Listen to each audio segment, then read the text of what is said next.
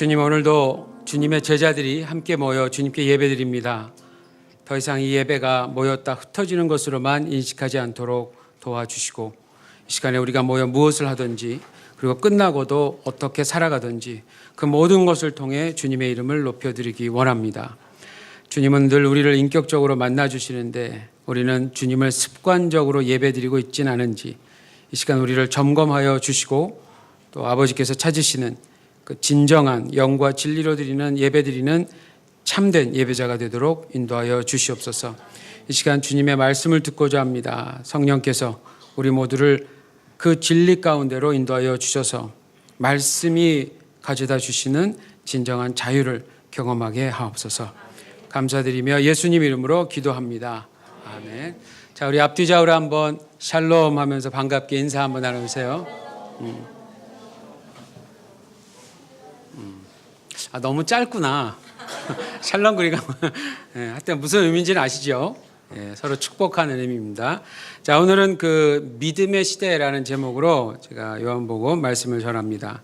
그 이제까지 계속 요한복음 20장 19절에서 23절을 좀 오랜 시간 동안 함께 나눴습니다.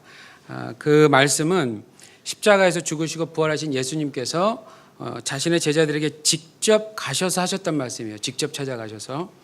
그 모습을 우리가 한번 생각을 해볼 때 부활 후에 새로운 시대를 여는, 그러니까 일종의 어떤 그 대통령 취임식과 같은 그런 모습이었어요.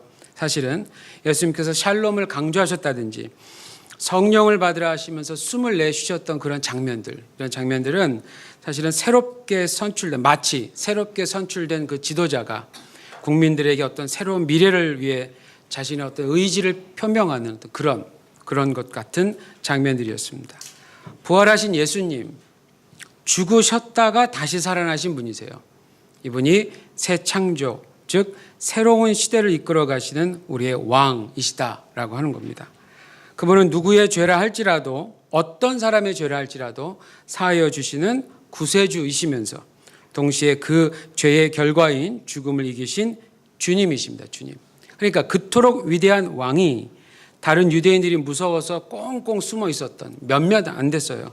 몇 안 되는 자신의 제자들을 찾아가서 그 나약한 자들을 자신이 세운 그 나라의 대사들로 임명하셨다라는 겁니다. 이제 그들이 곧 초대교회의 주인공들이 됩니다.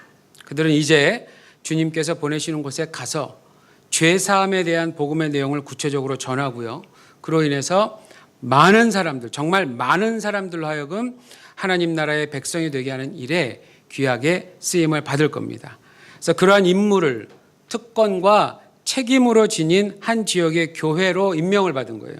교회로 임명을 받은 그들의 실체가 이제 얼마 안 있으면 이 세상에 드러날 것이다 라고 하는 것이 예수님의 그 요한복음 20장 19절에서 23절 그 말씀 속에 암시되어 있는 겁니다.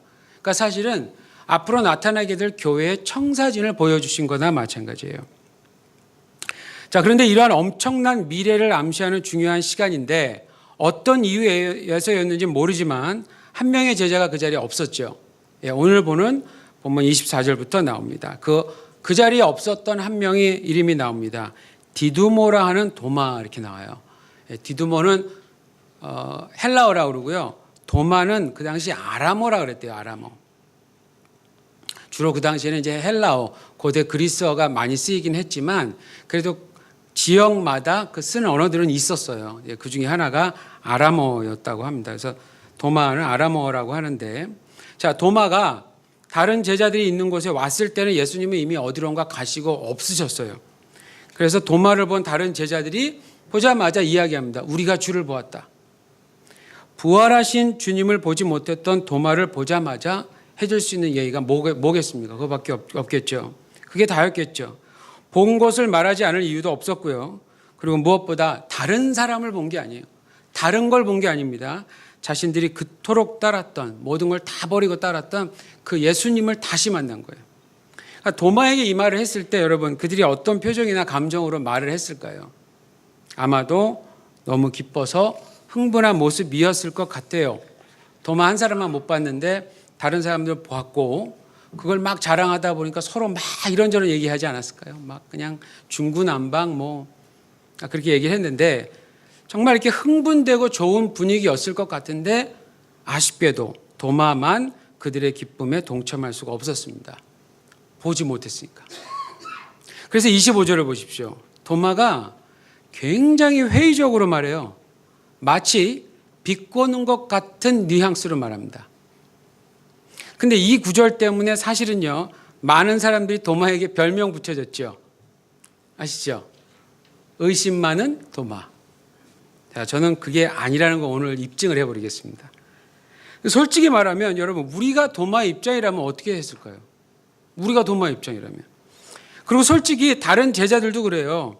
이 사람들이 무슨 예수님의 부활을 처음부터 믿고 있어서 믿음 가운데 예수님이 나타나갖고 그러면 정말 인정을 받을 만한데 안 그랬어요. 다른 복음서들을 보시면 다른 제자들 역시요, 예수님 부활에 대한 소식을 믿지 않고 있었다는 확실한 기록들이 많이 있습니다. 특히 예수님의 부활을 최초로 목격하고 알렸던 사람은 여자들이었어요. 여자분들이었어요. 근데 그분들이 달려가서 말을 하는데도 믿질 않았어요. 무덤을 확인했는데도 믿질 않았어요. 자, 그렇기 때문에 그렇게 믿지 않고 있었던 제자들이나 지금 상당히 부정적으로 말하는 이 도마와 사실은 엄밀히 보면 별 차이는 없는 겁니다.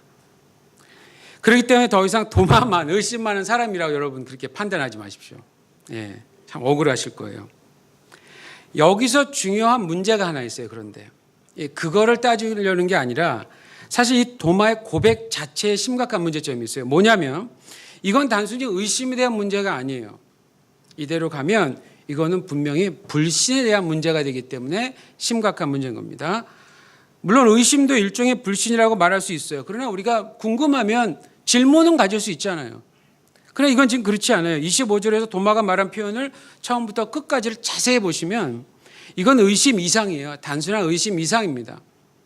우선 도마가요, 자신이 따르던 예수님이 어떻게 죽으셨는지, 그러니까 확실히 어떻게 죽었다는 걸 자세히 알고 계세요. 그 당시 십자가 사형 제도가 어떤 것이었는지, 그리고 그런 사형 제도를 당한 사람이 절대로 살아날 수 없다는 걸 누구보다도 잘 알고 있었던 사람입니다. 물론 그건 도마뿐만은 아니었겠죠. 어쨌든 예수님이 십자가에서 죽으셨다. 이거는 도마에게는 너무나 확실한 사실이었습니다. 그리고 죽은 자는 다시 살아나지 못한다. 이것도 당연한 사실로 받아들이고 있었던 사람이에요. 너무도 확실한 사실, 예수님의 죽음. 죽음에서 돌아올 수 없다. 당연한 사실. 이걸 가지고 있던 사람들이었어요. 다른 제자들도 마찬가지였습니다. 진짜 부활하신 예수님 만나기 전까지는. 자, 그런데 지금 이 순간에는요, 지금 요 순간에는 다른 제자들과 도마와의 차이점이 하나 딱 있어요. 요 순간에는. 우린 봤다, 난 못 봤다. 요거. 우린 봤다, 난 못 봤다. 그러니까 본 사람의 입장에서는 믿지 않을 수 없죠. 본 사람의 입장에서는. 근데 보지 못한 사람의 입장에서는 반대로 믿을 수가 없어요. 그러니까 이게 이렇게 갈등이 있는 거죠. 대립이 되는데, 자, 그래서 보지 못했던 도마의 입장이라면 누구라도 그 사람처럼 고백을 했을 겁니다. 당연히. 문제는 이겁니다. 그런데 만약 이러한 도마가 그 이후로도 계속 부활하신 주님을 직접 보지 못했다면 어떻게 됐을까요? 이게 질문이에요. 만약에 진짜 못 봤다면, 끝까지 못 봤다면, 요한복음이 그냥 여기서 끝났다면, 도마의 고백으로 그냥 이대로 끝나버렸다면 어떻게 됐을까요? 아마도 도마의 마지막 고백 보십시오. 마지막 결론이 뭡니까? 마지막에 믿지 않겠다. 이겁니다. 여러분 영어로 얘기할 때 이렇게 will이라는 단어를 붙이면 이렇게 강한 의지를 표명하잖아요. 그렇죠? 그겁니다. 막 못 믿겠다라는 거예요. 너무 강하니까 다른 제자들도 더 이상 설득을 안 한 것 같아요. 하여튼 굉장히 강했던 것 같아요. 나 믿지 않겠다. 이런 말로 결론이 났을 겁니다. 근데 여러분 지금 이 도마라고 하는 제자가 겪고 있는 이 순간을 이게 좀 특별한 상황이라는 걸 먼저 인정을 우리가 해야 돼요. 왜냐하면 지금 우리의 상황과는 확실히 다른 상황을 이 사람들 겪고 있는 거예요. 똑같이 보시면 안 돼요. 지금 우리에게는 신약 성경이 있습니까 없습니까? 다 있어요. 우리에게는 다 있는데 그때는 구약 성경 외에는 다른 증거가 없었어요. 그렇기 때문에 예수님을 증거할 수 있는 방법은 그분에 대해서 그리고 그분께 일어난 모든 일을 직접 보는 것 외에는 그분을 증거할 수 있는 또 다른 방법은 없었어요. 그래서 도마라는 제자를 무조건 의심 많은 사람이다라고 보는 건 옳지 않다는 얘기입니다. 다른 제자가 도마의 입장이었어도 결과는 똑같았을 거예요. 이 부분에서 중요한 핵심은 뭐냐? 도마가 자신의 삶을 이대로 불신으로 끝내서는 안 된다라고 하는 사실이었습니다. 26절 한번 보십시오. 자, 부활하신 예수님이 또다시 사랑하는 자신의 제자들에게 찾아오셨어요. 근데 자세히 보시면 8일 전에 19절이에요. 19절처럼 8일 전에 찾아오신 모습과 똑같았습니다. 그리고 오셔서 하셨던 말씀도 똑같았어요. 샬롬이에요. 그래서 이제 이 인사가 우리는 이제 형식적인 인사가 아니구나. 이걸 우리 이제 알고 있죠. 그 의미를. 자, 근데 8일 전과 한 가지 다른 점이 있었다면 이번에는 도마도 함께 있었다라고 하는 것이었어요. 자, 그리고 8일 전에 도마를 제외한 다른 제자들이 문을 닫고 있었을 때 그들의 가운데에 오셨던 것처럼 이번에도 동일한 상황 가운데 그리고 동일한 모습으로 오셨습니다. 여러분, 이게 우연이 아니라는 겁니다. 이건 결코 우연이 아니에요. 우연이 아니라 바로 사랑하는 제자 도마의 불신을 막기 위해서 오셨다고 봐야 돼요. 즉 다른 제자들이 봤던 것이 진짜였다. 이거를 증명하시기 위해서 찾아오셨어요. 27절을 보십시오. 오셔서 제자들 모두에게 인사하신 후에 그 다음 어떻게 하십니까? 우리 예수님이 단도직입적으로 도마에게 얘기합니다. 예. 사람들이 막 그렇죠. 이 주님 하고 막 갔을 거 아니에요. 근데 예수님이 딴 사람들 쳐다도 안 봐. 그냥 이게 제 생각이에요. 비켜봐. 야 도마 이러면서. 예. 도마 너무 어이가 없어 저 끝에서 아무 말도 못하고 막 이런 그 당당하던 도마가 가만히 있었는데 딱 도마 찍고 얘기하시는 거예요. 근데 예수님이 도마에게 하시는 말씀 이거 다시 한번 잘 보십시오. 여러분 지금 예수님께 하신 말씀이 뭐냐면 8일 전에 도마가 강력하게 부인하면서 표현했던 그 말이에요. 똑같아요. 분명히 8일 전에 도마가 다른 제자들이 있는 곳에 왔을 때요. 예수님 이미 없었어요. 가시고 없었는데 그럼에도 불구하고 예수님은 도마가 그때 어떤 말을 했었는지 그 말을 아주 정확하게 인용하고 계셨어요. 내 손가락을 이리 내밀어 내 손을 보고 내 손을 내밀어서 내 옆구리에 넣어봐라. 이렇게 얘기를 합니다. 제가 이 장면을 보면서 구약 성경 가운데 참 인상 깊은 곳이 제가 하나 있는데 그게 생각이 났어요. 그게 민수기 14장 28절입니다. 제가 한번 읽어드릴게요.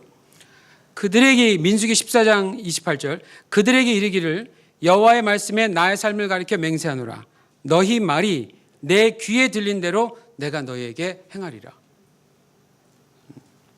너희 말이 내 귀에 들린 대로 내가 너희에게 행하리라. 무서운 말이에요 사실. 이게 오래전 모세 시대 이야기입니다. 모세라는 지도자가 이스라엘 백성들을 데리고 이집트에서 나왔잖아요. 그리고 하나님께서 가라 하는 곳으로 이끌고 가던 중에 그때 주님이 먼저 12명의 정탐꾼들을 먼저 보내요. 그래서 이스라엘이 곧 있으면 들어갈 가나안 땅이라는 곳을 지금의 이스라엘 지역이죠. 거기를 먼저 가서 정찰하게 합니다. 근데 이제 돌아와요. 그리고 이제 12명 중에 단 2명 여호수아와 갈렙 이 2명만 긍정적인 보고를 했어요. 정말 좋더라. 맞다. 하나님 말이 맞다. 이렇게 얘기를 했는데 나머지 10명은 어떻게 했습니까? 다 부정적인 보고를 했어요. 그것 때문에 결과적으로 이스라엘의 모든 회중이요 다 분노했습니다. 그래서 모세, 여호수아, 갈렙까지 죽이려고 했어요. 이 사람들이. 얼마나 화가 났는지. 그 순간에 하나님께서 하셨던 말씀 중에 하나예요. 자, 하나님은 분명히 말씀하십니다. 다 들었다고. 너희들의 원망하는 소리를 다 들었다고. 부정적인 보고를 했었던 이 10명의 정탐꾼들이 어떤 실수를 한 거냐면 자신의 불신을 다른 사람들에게 전염을 시키는데 이스라엘 모든 회중을 다 전염을 시켜버린 거예요. 그걸 듣고 밤새도록 울었어요, 이 사람들이. 그리고 화가 나서 죽이려고 그랬어요. 죄를, 자신들의 불신을 다른 사람들에게 전가시키는, 전염시키는 그런 장본인들이었어요. 하나님이 그걸 다 보시고 계셨고요. 다 들으시고 계셨습니다. 근데 이거는요, 또 한편으로 보면 영이신 하나님의 속성을 드러내는 사건이기도 했어요. 즉, 하나님께는 무소부재, 우리말에 이제 그렇게 표현하는데요. 편재라는 말이 있는데, 어디에나 계신다. 이 속성과, 그 다음에 전지전능입니다. 모든 것을 다 하시고 이루신다라고 하는 속성이 있어요. 근데 여러분, 오늘 본문에서 바로 예수님이 그 속성을 나타내시고 계신 거 아닌가요? 예수님이. 비록 8일 전에 도마와 함께 계시지 않았습니다. 그런데 도마가 어떤 말을 했는지 예수님이 다 듣고 계셨대요. 사도 요한의 증거대로요, 예수 그리스도는 하나님이십니다. 하나님. 부활하신 예수님도요, 전지하시고 무소부재하신 능력을 소유하고 계시는 겁니다. 그런데 하나님이신 예수님의 궁극적인 목적은 사실은 그건 아니었어요. 지금 이 순간. 지금 이 사건에서 예수님은 자신의 제자인 도마가 믿는 자가 되기를 간절히 원하셨어요. 부활의 주님, 도마도 잊지 않고 계셨다는 겁니다. 도마도 잊지 않고 계셨다. 그래서 그에게도 확실하게 자신을 보여주시면서 이렇게 얘기하시잖아요. 믿음 없는 자가 되지 말고 믿는 자가 되라. 여러분, 이게 바로 부활하신 주님의 요구입니다. 이게 바로 부활의 주님의 요구예요. 그야말로 간절히 바라시는 것. 왜냐하면 꼭 그렇게 되지 않으면 안 돼요. 꼭 그렇게 되지 않으면 안 돼요. 예수님의 부활에 대한 믿음은 예수님의 십자가 사건과 더불어서 기독교의 핵심이기 때문에 그걸 믿지 않고서는 신자가 될 수가 없어요. 성도가 될 수 없습니다. 그래서 믿으라고 자신을 보여주시면서 분부하셨던 겁니다. 여러분, 이제 28절 도마의 고백을 보십시오. 우리 28절 도마의 고백을 다 같이 읽어볼까요? 시작. 나의 주님이시요 나의 하나님이시니다. 이런 고백합니다. 그러니까 사도 요한과 동일한 증거예요. 도마도 예수님을 주와 하나님으로 고백하고 있어요. 예수님 가서 만졌을까요, 도마가? 그러면 정말 나쁜 놈이죠. 예, 그러진 않은 것 같아요. 이제 그 다음에 말씀 보면. 그 자체만으로 놀란 거예요, 지금. 그러니까 너무 놀래서 이 경이로움이라고 그래야 될까요? 눈앞에 있는 그분이 이 진짜 그분인 거예요. 그러니까 나의 주, 나의 하나님. 이 말은 고백할 게 이것밖에 없었던 거예요. 근데 한 걸음 더 나아가서 우리가 여기서 뭐가 더 중요하냐면요. 나의 주, 나의 하나님으로 고백했다라는 게 이게 사실은 놀라운 거예요. 이거는 새로운 형태의 고백이라고 볼 수 있어요. 그 당시에는. 그 이전까지는 이스라엘의 하나님, 즉 공동체적인 고백이 강했다면요. 부활하신 예수님께서 새로운 시대를 열어주신 다음에는 개인적인 고백으로 바뀌어 버렸어요. 개인적인 고백으로. 그렇기 때문에 이 고백은 어떤 고백이냐? 예수님이 믿어지는 사람만이 할 수 있는 특별한 고백이라는 거예요. 예수님이 믿어지는 사람. 예전에는 그가 한 인간에 불과했다고 생각했었는데 그분이 십자가와 부활의 사건을 경험하고 나니까 더 이상 인간으로서만 보이는 게 아니더라 하는 겁니다. 진짜 믿는 사람은요, 나사렛 예수를요, 단순히 역사적인 인물로만 증거하지 않아요.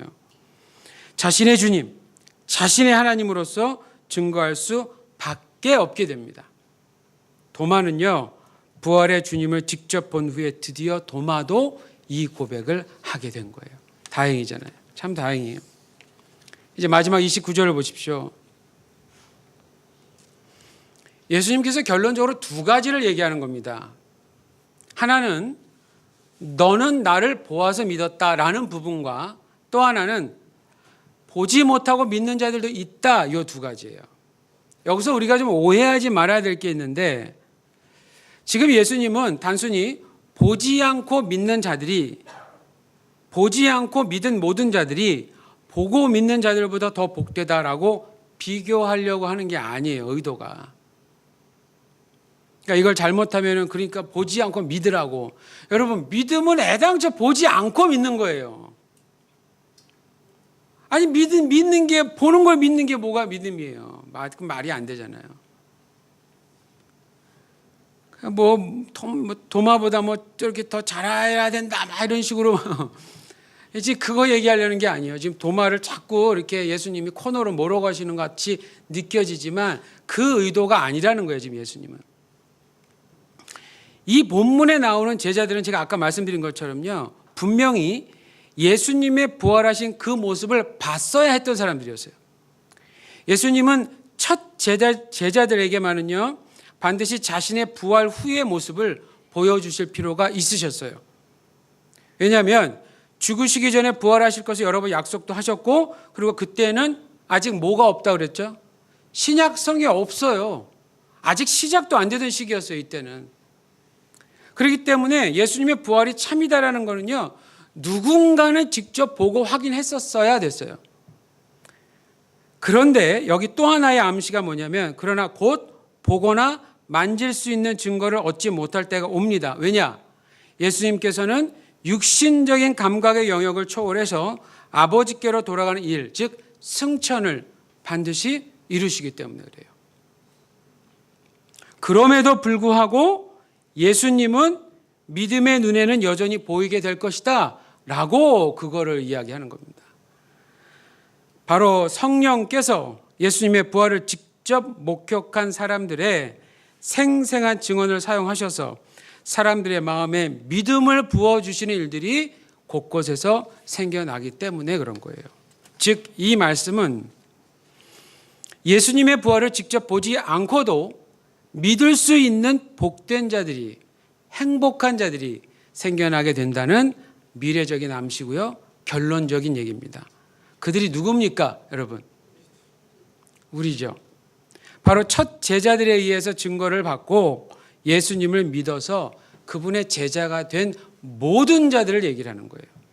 이걸 오늘날로 말하면 그 증거가 상세히 그리고 정확하게 예고되었고 성취되었다는 것을 기록한 신구약 성경을 통해 증거된 복음의 말씀을 듣고 믿게 된 모든 자들.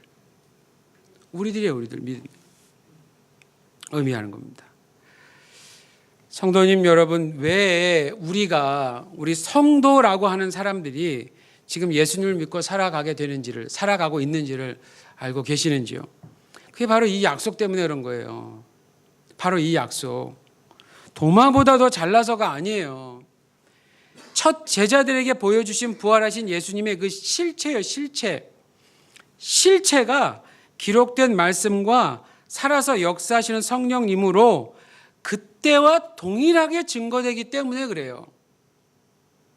특히 아직도 현존해 있는 예수님의 제자들의 모임, 즉 교회를 통해서 증거되기 때문입니다.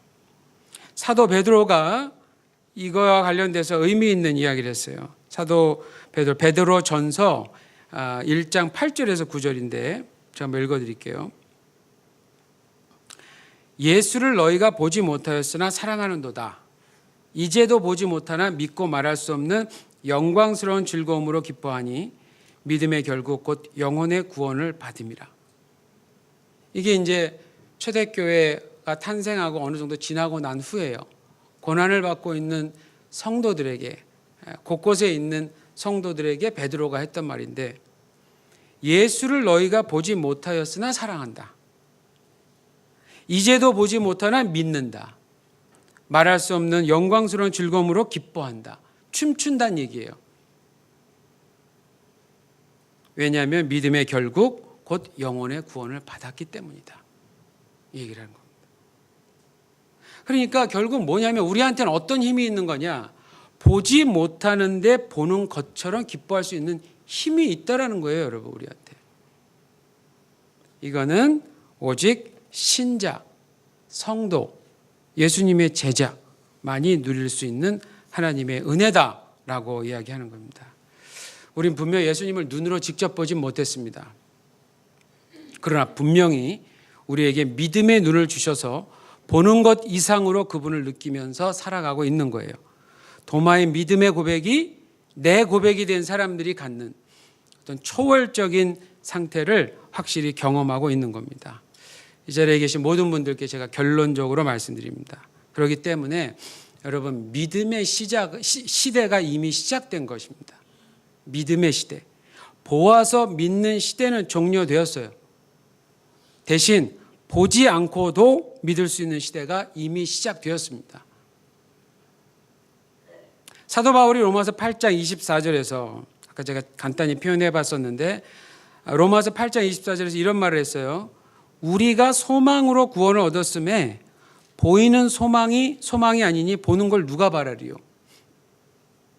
여러분, 여기 손수건이 있습니다. 제가 손수건을 갖고 있는 줄 믿으십니까? 웃죠? 웃음이 나오죠. 이게 뭐가 믿어요, 이거?